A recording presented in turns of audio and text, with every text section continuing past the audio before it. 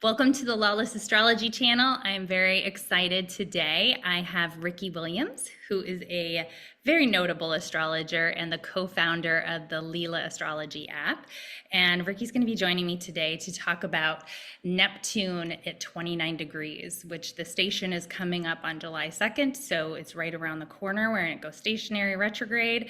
So what we've all been living under and what we can expect. So this is the Lawless Astrology channel. If you've not joined us before, we look at co-creating with the cosmos and how astrology can help us find peace of mind.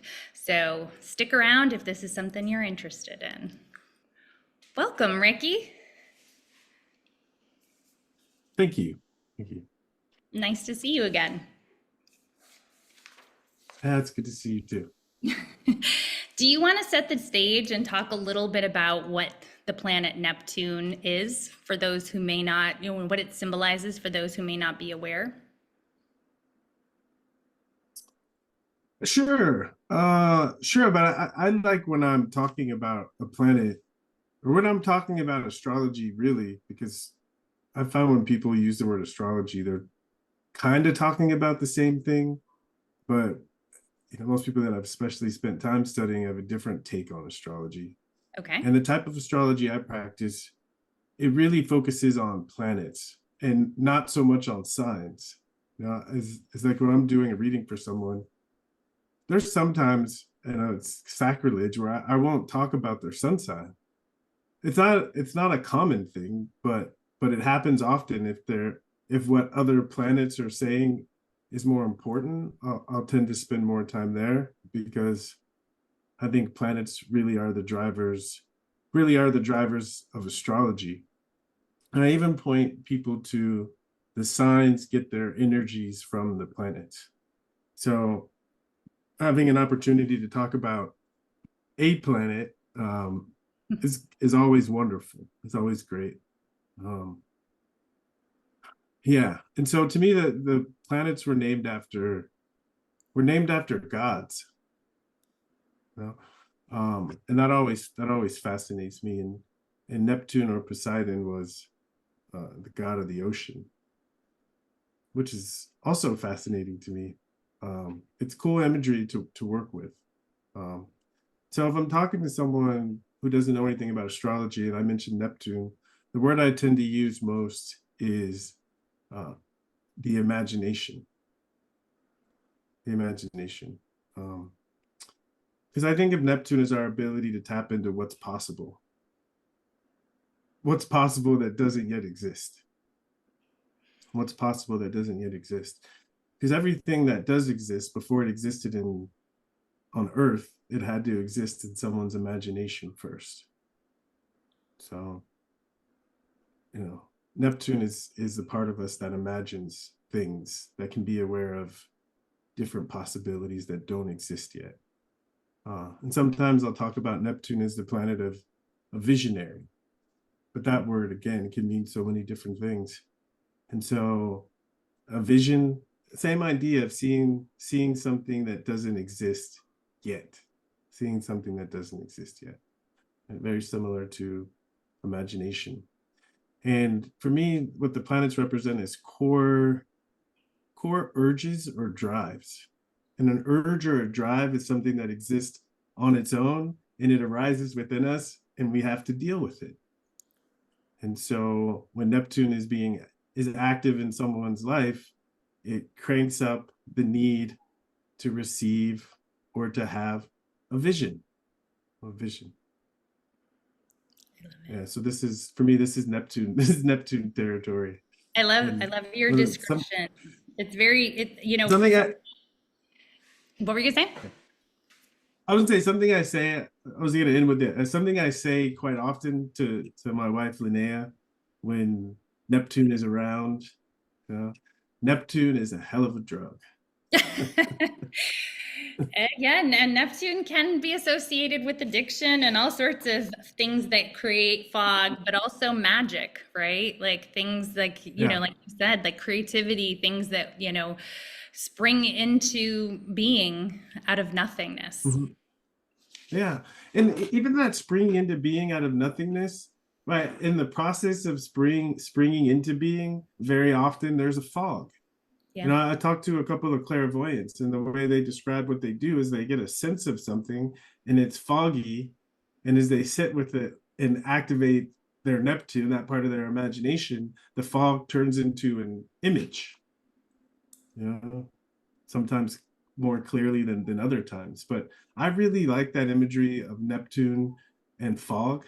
Mhm. I read a book on astrological weather, and the weather of Neptune is foggy weather. So it makes a lot of sense. Yeah, and I think, when I think of the mythology of Neptune, he's not really a good or a bad god. He's kind of just a powerful god, like it's just like the ocean is not good or bad, it's powerful. And it can bring so much destruction, but it can bring so much joy and beauty as well. And it harbors its own universe. There's its own universe under the sea. And so Neptune, for those of us up here on land, it can be a little confusing at times. That's part of that fog, right? It can be like we don't necessarily know what we're looking at because it rules the unconscious. And, in a different sort of way than a Plutonian unconscious. It's kind of like this whole other realm that maybe isn't available to us, but things are still happening. It's very much alive beneath the sea. Yeah. It's interesting, the imagery of beneath the sea, because you could also think of it as, in yoga, when I took my yoga teacher's training course, they introduced the concept of an astral body in an astral world in an astral plane. And when I was first sitting in class, I was like, what is this astral stuff? You know? And as I sat with it more, I realized, oh, they're just talking about the imagination, or the place we go when we dream. And think of the way Stephen Forrest talks about Neptune. He uses the metaphor of a window, and he talks about Neptunian times or opportunities to clean the windows. He talks about the window that's seeking out into consciousness. And he mentioned Pluto. And after Neptune are the trans-Neptunian objects, Pluto being the most notable one. And so in most astrological books and texts, I don't see them really talking about Neptune and Pluto this way. But in my experience, Neptune and Pluto are more similar than we think, right? Because Pluto is beyond Neptune, so it's like in order to get to Pluto, you have to go through Neptune. You know, is that I think of Pluto for a minute as our deepest purpose in life, and whether it's in the sea or it's up in the heavens. Okay, in order to get to that deep purpose, right, you gotta get to the other side to be able to perceive it. And so I don't think we can truly perceive what our purpose is in life without the help of Neptune, because as we are evolving and growing into our purpose, right, it doesn't actually exist yet. And so our imagination, or the spiritual side, or our unconscious, is where it dwells. In order to perceive those things, we have to have a decent relationship with Neptune, because whether it's foggy or it's dark in there, we have to be able to use our imagination to feel around, our vision to be able to see clearly in dark places. Ricky, I love your take on all of this because it's so true that there's work happening beneath the surface all the time that we don't really even know about. And so, I think during Pluto times, things become conscious, but during Neptune times, I think it's like the unconscious is sort of working on us. And there's an opportunity for us to kind of co-create with the planet if we sort of lean into the benefits of that planetary energy, which is creativity and, like you said, manifestation. And one of the biggest words for me with Neptune is synchronicities. Mm. And really, kind of, if you look at the magic that is all around us all the time, if we understand that we are being led in different ways and we may not understand why, but we kind of lean into it, then it helps prepare us for that Neptunian time where maybe it might be a little more challenging. Yeah, it definitely can be, especially if we are overly attached to the earthly physical realm. If we need things to be clear and to make 100% sense. You know? When I see someone going through a Neptune time, or a 12th house time, I'll use Stephen's words, and it's time for you to receive. It's time for someone to receive a vision, you know. Or I'll use the imagery of a snake shedding its skin, right? And if the snake needs to shed its skin because it's outgrown it, and there's things in the unconscious ready to make themselves conscious, right? But we have to tap into those things to allow them to come through. And I like the idea of Neptune and manifestation, as I mentioned before. Before something can become real, we have to imagine it, you know? And uh, and that's powerful. And I'd say the purpose of Neptune, if I can be so bold, is to facilitate us raising our vibration, meaning the ability to tap into something that would make things better, Mhm. you know, tap into something that would improve a situation. And so one of the stories I like to tell with Neptune is, I guess it's kind of morbid, but that's me. So if, That's I it. imagine, yeah, I imagine a young girl in her maybe 13 or 14, and her mom gets divorced and marries another guy who is not nice. Okay, and she has to live with the guy, and he's really not nice, right? And so this is when I think Neptune comes in, when we're in a situation and we can't imagine things getting better. Okay, Neptune comes in, right, and gives us a vision of things getting better. So I imagine more of the darker side of Neptune is this young lady. She imagines something bad happening to her stepdad. You know, she imagines something bad happening to him. And the reality, if that actually happened, her life would be better. But larger scheme of things, they would struggle.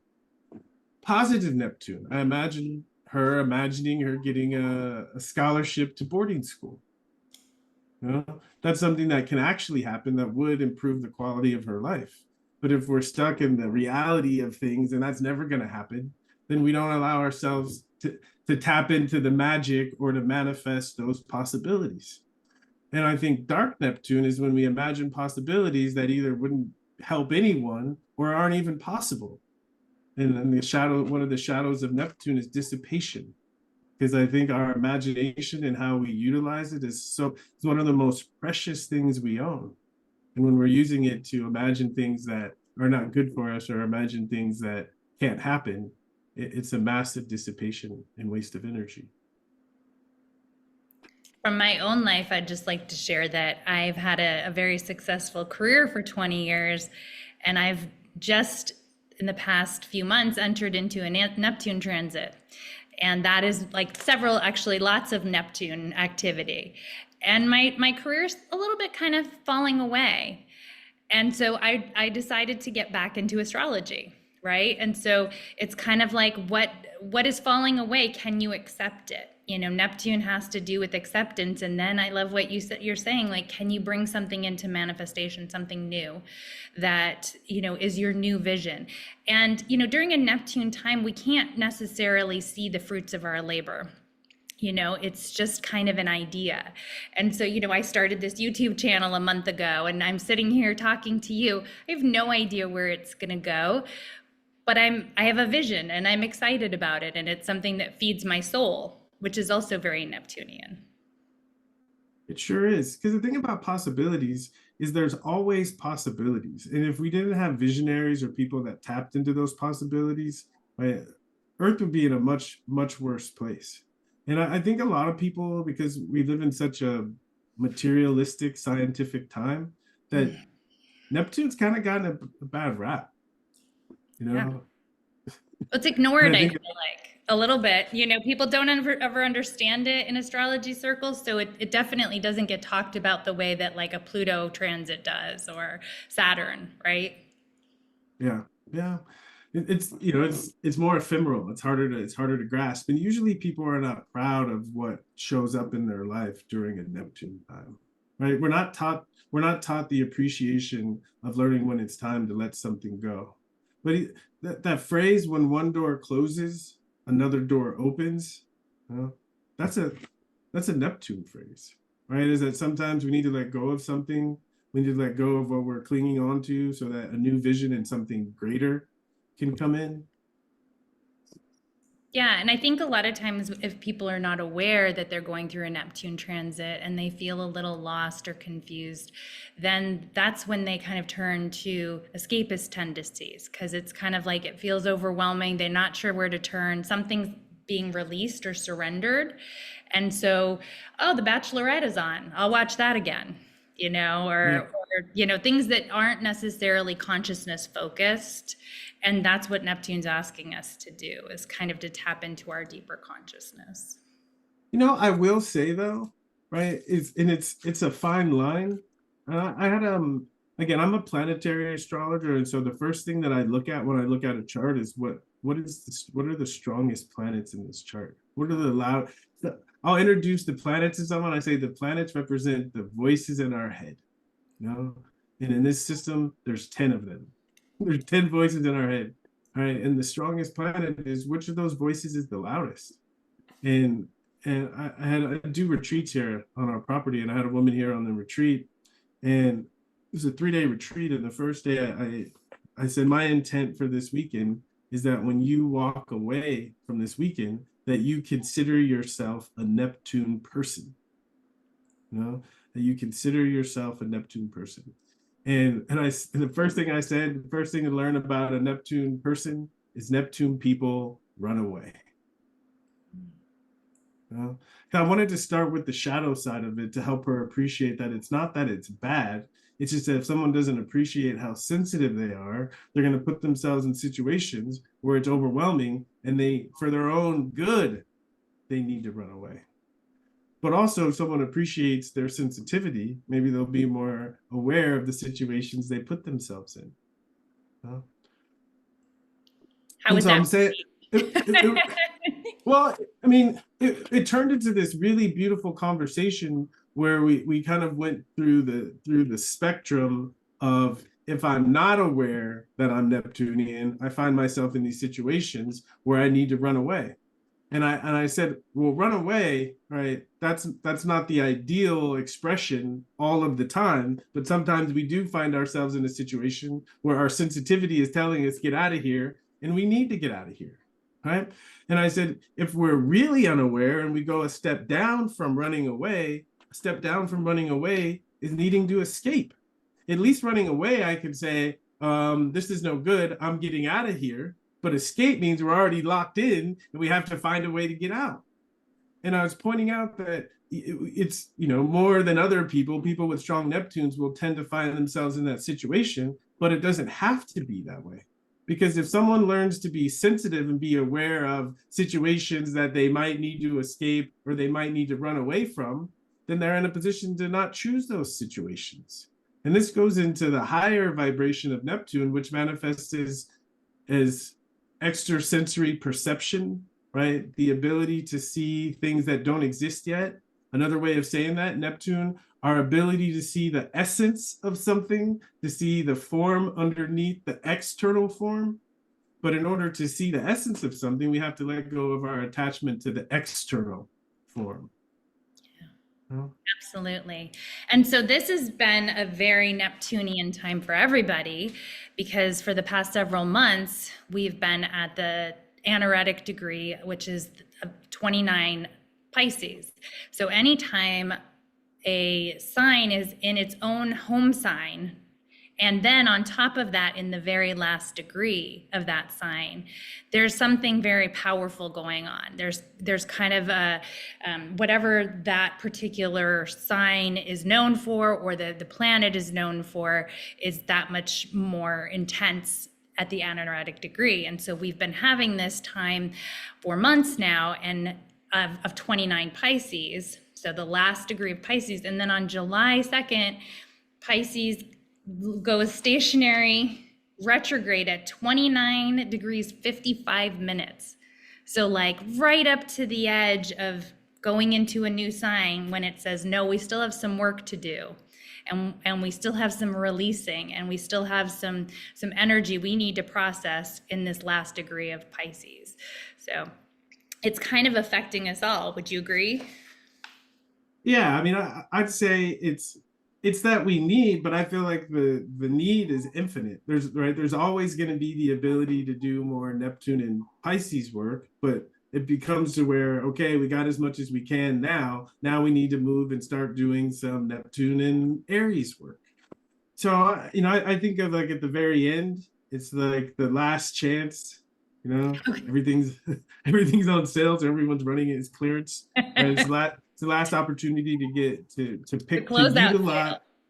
to utilize the Neptune, because I think of when a planet is in a sign, or just planets doing anything, there we talk about as planetary energies. The word energy means the capacity or the potential to do work. So there's Neptunian work to do, right? And there's Neptune and Pisces work to do. And we got a little bit of time left to for all of us alive, because none of us are going to be here next time Neptune enters Pisces. And so it's our last chance to get the Neptune Pisces work in.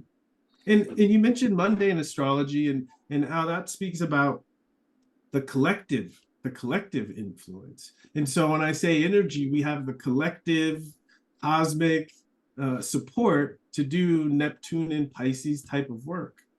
And that becomes more grounded in an individual's life when we see what sign in your house, in your chart, what sign and what house, what house in your chart does Neptune fall in at the end of Pisces?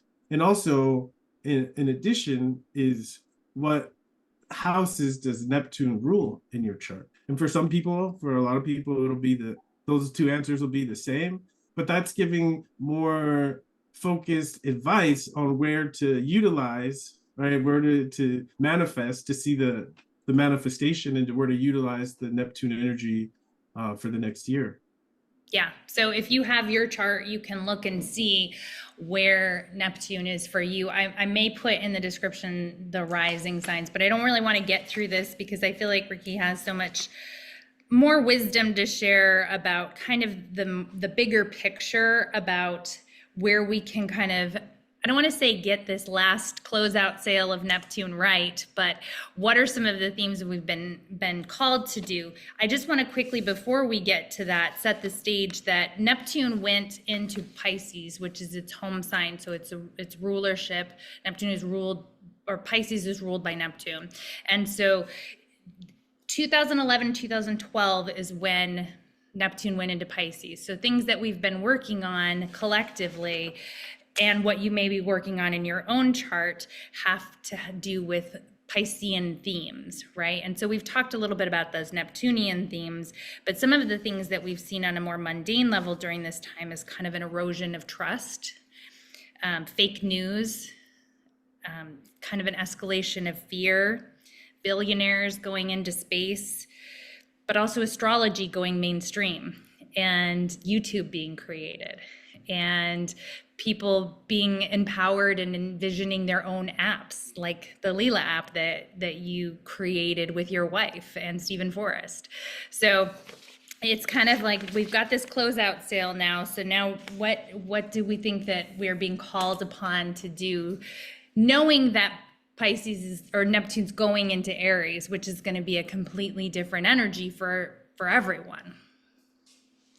Yeah. One piece about the individual stuff is we just released Leela on Android a couple of days ago. So anyone with an Android or an iPhone can put their information for free into Leela and see where their natal Neptune is, and also where Neptune is currently. That's so exciting. Congratulations. And if it's making any aspects, yeah. I hadn't heard that I knew it was already available on iPhone, but that's exciting. Congratulations. Yeah. Thank you. So the first thing I want to start off with Pisces is in a natural astrological chart, Pisces is the last sign and Aries is the first sign. So even if we're not talking about a planet, especially Neptune, moving from one to the next, when I'm talking about Pisces moving into Aries, the example, and it'll sound similar to what we've already said about relative to receiving a vision, but someone has some problem they're chewing on and they can't figure it out, and they go to sleep and they have a dream or a vision where they have the solution to the issue. Okay, they have the dream where they know the solution. It's going to take time to implement it, but they got the vision, right? They got it. They saw it. They saw it. And when they wake up, right, they can't wait to get to work on it. No, but you imagine someone who has a problem and they wake up and they don't get the vision and they're kind of not sure what to do next, still waiting for the vision. But specifically, someone gets the vision, they see it, and they know exactly what to do. All right. So in that sense, we have work to do, but the work to do is to make sure that we've taken advantage of this opportunity to receive a new vision. One door closes, another door opens. Okay, the door closing and we're allowing the door to be closed. We're in a better situation, a better position to receive the vision relative to the next door that's going to open. And so the examples, some of the examples, most of the examples that you use were things kind of falling away, things kind of falling away, Yeah. so that something can be born and something can come into fruition. Right. And so one door closes, another door opens. It's just the opening, it's just the beginning. Something new is coming into manifestation. But the something new that's coming into manifestation, again, our imagination, things exist, but first in the imagination before they become real. And so this is a time of receiving the vision as Neptune moves into Aries, right? A time to make that vision real, to pioneer that vision, right? And pioneering a vision when you first start out, it's kind of foggy, it's not clear, right? Again, I saw the image, but how it's actually going to look in real life, it's not clear. One of the things about Neptune is up here in the imagination, and by the time it trickles down to the earthly plane, right, we're lucky if it's got 25% or more, right, of that original vision, because the Neptune world, the Neptune plane and the earthly plane are different planes. And for something to be brought down, I have this brilliant idea, right? I saw the vision. Someone brings it to their team to make it real, and then the vision starts getting holes poked in it. But it's if in the best case scenario, it's part of some of it stays alive so it can become real. So I think part of Neptune and Aries is, at least in the beginning part of it, right? We're going to see the dark side of Aries manifesting, okay? But but there's going to be something Neptunian pioneered, and it comes to, and we kind of see astrology starting to take off. Another thing, Neptune and Pisces that I was very much a part of, is we're seeing the normalization of drugs, right? And we've seen since Neptune moved into Pisces, right? I think 36 states have medical or recreational cannabis programs. We're starting to see psilocybin programs pop up. We're seeing serious research into MDMA, what we used to call ecstasy, right? And so we're seeing a door close on drugs, and we're going to see pioneering new things relative to drugs coming up. I think Neptune in Aries. A couple of things that I, have experienced is the rise in empathy. And, that kind of going mainstream, the idea of empathy, that is not something, especially in the workplace, that was ever talked about. I've had more of a corporate career for 25 years. And every time I got a, personnel review, it was always, she's too sensitive. And, that's not necessarily the feedback that people are given these days, because it has more to do with it's not bad to be empathetic. It's not necessarily bad to be sensitive. And also the rise of awareness around mental health. That is something that I feel like has really taken off in the past 10 years. We're nowhere near where we need to be, but I think that at least it's a lot more mainstream for people to talk about needing assistance with mental health. Yeah, that's a great example. I'm thinking back to, the elephant in the room is COVID, and Neptune does rule pandemics, and I think of, it's very rare, right? Maybe it only happens once every 150 years or so, but especially in this day and age where globalization is real, right? Is that I think of Neptune, Pisces, unity, right? A sensitivity to we're all in this together. And I I feel like COVID was one rare moment where pretty much everyone on the planet was in it together. You know? And I think that's where a lot of the empathy, the attention to mental health, right? Doors closing and other doors opening, right? Really triggered powerfully um, by by COVID.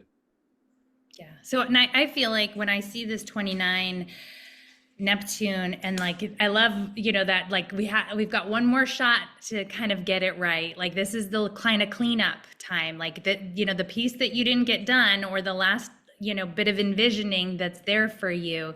This is your opportunity. Neptune is going to be going into Aries for the first time in late March of 2025. So there is still several months and then it dips back into Pisces and so we're going to get a glimpse of the Aries and then it'll dip back into Pisces and then go forward for good. But I feel like it has a lot to do with what you're saying, the releasing. I think we've all been in collectively and individually, a lot of people, we've been releasing things like, and it's been, I think for a lot of people change is hard, and so there's a fear reaction, right? Like you want to hold on, like you said, like not surrender, not let go. Like I want this to be what I know because what I know is safe, I've survived it before. And so when there's all this uncertainty and things are being born new, sometimes there's the natural reaction of a human is to be fearful. And so I think that the way I'm looking at it personally, and I love how you think you're looking at it personally, and like then collectively, I'm looking at it personally that I need to surrender things that are falling away. I need to not be fearful about the election. I need to not be fearful about the fact that my mom is dementia and is potentially dying. Like I have to make peace with things, and because something new is being born. And so this is a time to kind of acknowledge maybe the fear of change, but also to recognize that the tighter you have a grip on something, the harder it's going to be when Neptune enters Aries. Wow, that's well said. And I'm thinking about when Neptune entered Pisces, and it's definitely more collective when a slow moving planet enters a sign than it will be for individuals, because I believe we're all feeling the energies collectively, but there's two ways in which we feel the collective energies more. I think the first way is if the collective planet or the slow moving planet is making an aspect to something in our chart, right? Then the collective. So for me, my sun is at 0 degrees Gemini. So whenever anything enters a new sign, it's aspecting my sun. And when Neptune entered Pisces back in 2011, 2012, it's when I retired from being a professional football player and started full time in studying astrology. I remember as it was leaving, I had a choice to play one more year of football, but I had really been taking my astrological studies more seriously, and I was much more excited to study astrology than I was to play football. And so I remember calling up my coach, letting go, and saying, I found, it's time to let this go. There's ways that I can contribute in more meaningful ways to myself and other people, you know? And I did a deep dive I started this new modality called access consciousness. And it was pure Neptune in Pisces squaring the sun in Gemini. It was pure, right? And one of the beautiful things about astrological energies is the more time you spend with them, the more reps you get, right? You get better with them. And I think we all start kind of on the receiving end because we all start off as kids and we're receiving everything from outside. So we start off at the effect of the planets, at the effect of things, but with more reps and more maturity, we can move into a place of what I like to call creation, where we are starting to create with the energies. And so I think of if we are creating with Neptune, right? The creating with Neptune is creating visions. I think of Neptune as the planet of impossibility. And when I first started making this, it's one of the planets. I think Saturn is the other planet of impossibility, but the Neptune type of impossibility. when I first started thinking about this, it was more thinking about dealing with Neptunian type of people, right? And what I mean by Neptunian type of people, people with very powerful imaginations. Okay. On the positive side, you talk to someone and what they're showing is like, whoa, right? Right. Wow, wow, wow. What if? What if? Oh, wow. Okay. But the dark side of Neptune is people are imagining things, again, imagining things that can't really exist. And so that's what makes them impossible. Impossible, right? And I mean the negative side of impossible. So if I'm talking to a Neptune is a hell of a drug, right? Addiction. If I'm talking to a person who's in their imagination, right? They're impossible because they're not hearing anything I say, right? There is being filtered through what they would like to hear, right? And so it creates this feeling of, oh, this person is impossible, right? I can't get them out of their imaginary place to get them to face reality, right? That's kind of how I was thinking about it first. But when I sat with it, I realized that positive Neptune are the people that bring into manifestation the things that most people thought were impossible, right? Wasn't or impossible. And so I think just general Neptune advice is find someone you care about who will get it and share your fantasies and your dreams with them. Huh? Because if these things we're afraid to share, someone might think we're crazy, or people even say it's woo woo, right? We give the woo woo Oh, we get warning, woo woo. right? Yeah, the Neptune warning, right? Oh, right. And I say thank God for Neptune, right? If we were stuck, right? If we were stuck, especially those difficult times in our lives, if we were stuck in those situations and didn't have the ability to imagine things getting better, things never would have gotten better. And so I think using Neptune, right, is looking at our lives and saying, right, what in my life could be better, right? That's it. In a sense, it's a form of prayer where we're sending a signal out to saying, consciously saying, right, in this area of my life, I need a vision. In this area of my life, I need a vision. All So right, and when you so were talking, I'm sorry, I didn't mean to interrupt you. You can no, continue. yeah, it's Well, when you were one more. talking, it really, yeah, okay, go, go, go, go. All right, one more time. We can edit No, this. it's fascinating. I love it. You're giving me all sorts of ideas. Yeah, but the other way that people become sensitive to Neptune entering a new sign or whatever Neptune is doing is people, it might not be Neptune might not be making an aspect, but that person is a strong Neptunian person. So just being a strong Neptunian person, when Neptune energy is radiating, the Neptune person is constantly picking up on that. Right. And so I can imagine, right, the Neptunian people as Neptune starts to move from Pisces into Aries, okay, that they are going to notice the things they dream about, the things they daydream about, right? These things are going to change. Well, another thing, Neptune, it rules drama, theater, movies, right? It's music. So I wouldn't be surprised as Neptune, Stephen Forrest in his book of Neptune does a beautiful survey of Neptune moving through the signs and how it's changed music, right? That's good fodder for imagining, right? Activating your Neptune. But I mentioned Neptune moves into Aries, okay? And we can already tell right now in the world, okay? The world is on the brink of war, right? And now you add Neptune, the imaginary planet, people imagining, right? For better or for worse, right? The effects of war. So that's a real possibility based off Neptune moving in and activating Aryan energy, while the current, at least now, the current environment, right? War is not too far off. Okay. So I think part of utilizing Neptune and Pisces, right? We need to crank up the empathy, crank up the compassion, crank up this feeling and this sense that we're all connected. Okay. Because, you know, my wife has Mars in the seventh house. Okay. Mars rules Aries. So this kind of fiery energy in the seventh house, in the house of partnership. And I remind her, you're married to a football player, right? And we don't, right? You don't want to fight me, right? We're either fighting each other or we're fighting something together.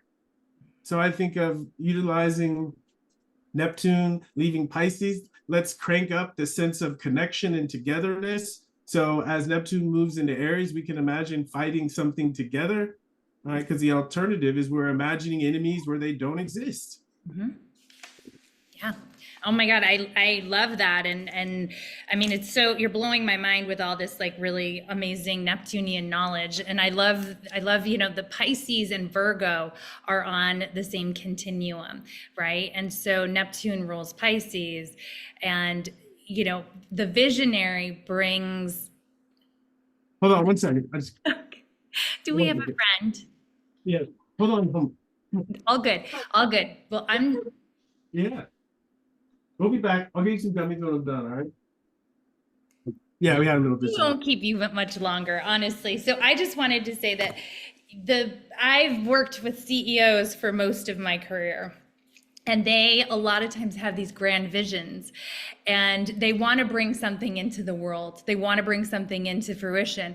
They see the ideal, but the ones who actually have to do the work, the people beneath them, they're the ones kind of have the Virgo energy where it's like now someone has to make this manifest because that Neptune, and that's why you were saying they're challenging sometimes to work with because they can have amazing imaginations, but sometimes what they're imagining, as you said, is very difficult. Like it feels impossible. And so sometimes it is impossible, frankly.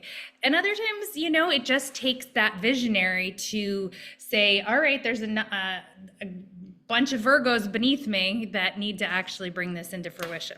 So also the thing that really was standing out to me when you're saying that now we're kind of imagining and we're imagining Aries like war, like Aries has to do with finding bravery and finding courage. And so when you need an obstacle to come up against under an Aries time, and so then you have to like create an obstacle sometimes if there isn't a natural one there, because the reality is we don't need to go to war.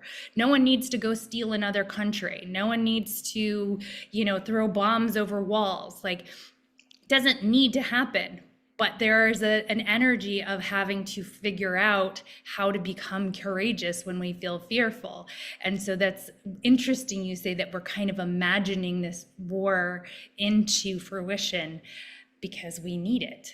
And Yeah. that's an interesting concept Yeah. to me. Yeah.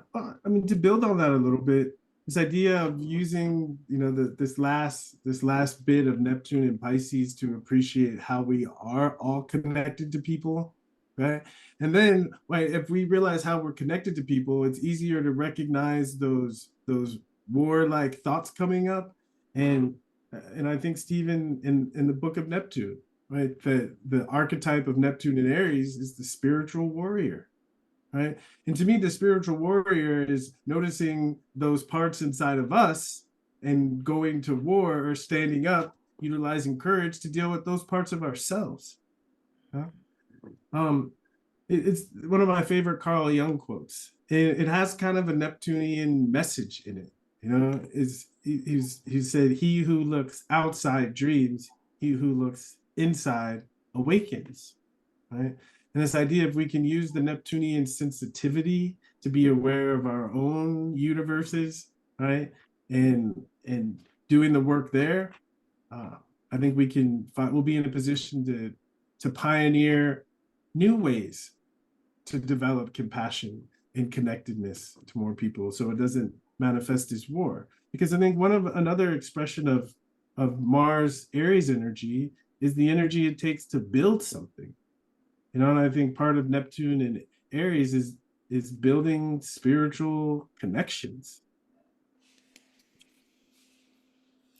I'm hopeful that we're going to find solutions to things like addiction, homelessness, where it's come into our consciousness that it is a problem and there are people imagining things that can change things. And I do think hopefully we will make a lot of progress on those two issues. Those are the two that come to mind for me when Pisces goes into Aries. Well said. That's you hit the nail on the head right there. That's a great example of what we became aware of and what now we're in a better position to create a pioneering new solution to. You know, All we right, so we're I think getting I need to end on a high note. So I just impressed Ricky Williams, which I don't think that always happens. So yes, okay. Ricky, I'm so grateful. Is there anything else you want to share before we wrap up? I mean, I think this has been a really fascinating conversation. I think a lot of people can get a lot out of it. Yeah, this is something it's kind of unconventional, but that's me. So I past right as Neptune has been in funny before Neptune entered Pisces, I was like tarot cards. I'd never do those. You know, Neptune in Pisces. I got like 8 decks over here. So you know, I came across this interesting book on the tarot, and it was giving each of the trump cards astrological significance. 22 trumps. So it was saying there's 22 trumps in the tarot, and there's 10 planets and 12 signs, right? In a conventional astrological system. And So he's not talking 22. about the ex-president, just so everyone Right. knows. Thank you. And so the card for Neptune is the strength card. You know, the woman holding open the mouth of the lion. You Wow. know, and that, it's again it's unconventional, but when I read it, it hit me is realizing how is how we started the call of how powerful Neptune is. You know? We're not taught to think this way, and I think it's kind of part of the problem. But you know, based on the philosophy that led to this card, is that one of the most powerful things we have access to that really no one can take away from us is our imagination. And are we using our imagination to imagine things getting worse, or are we using our imagination to focus on things getting better? Let's all imagine things getting better. Because I think we've been imagining some harsh things, and there's a lot of really positive things on the horizon. And I think if we give in to the fears, yeah, we're going to manifest them. I absolutely agree with that. Ricky, I hope you come back because this was really fun for me and really interesting. So I'm Yeah. absolutely grateful. And so I'm I, going to I put a live link. I was I live for these conversations, so I'll definitely be back. Oh, I love it. That's good news. Okay. And so I'm going to put in the description how you guys can get to the Leela app. I'm going to put Stephen Forrest's Neptune book. I'm going to put kind of maybe some other good junk that you guys might enjoy. And in the meantime, thank you again, Ricky. And there is a reason and a season for everything, and the universe is conspiring to help you. So don't forget that, especially around this time of things releasing, letting things go. We've all got this. We can get this. So thanks, Ricky.